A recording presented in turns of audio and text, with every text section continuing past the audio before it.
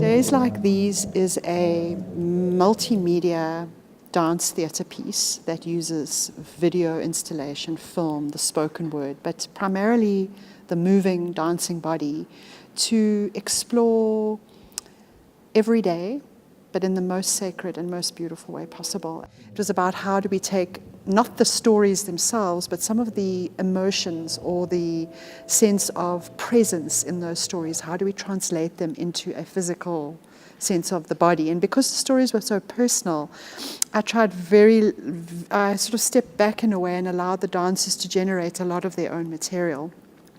So in a way, I kind of thought of myself more as like an archaeologist in this piece, sort of digging, getting the sand away and asking the dancers to go deeper into the skin and the bone of their own story.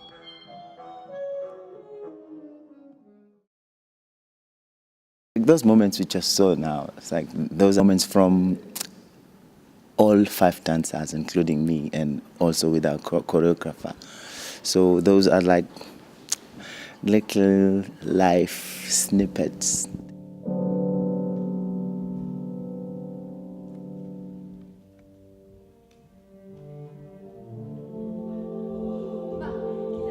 I think this piece is about conflict and resolution. I think it's about, perhaps all of those themes. I think it's about, the conflict in the work is not, it's sort of external conflict, but it's also internal conflict. It's about identity. I mean, this is a piece about very specific identities and then very collective identities.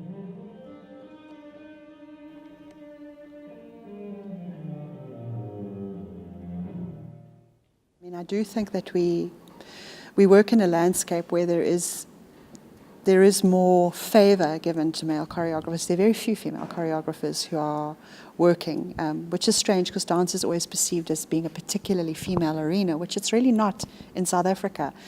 And I think sometimes, there is a potential to kind of swoon over these male choreographers and kind of pathways are led and opened for them, when I think women have to fight a little bit harder, and they have to claw a little bit more to kind of get that same kind of status. So yeah, I think there is something about being a female choreographer that means you have to just hold on a little tighter, and fight a little bit harder to have that recognition and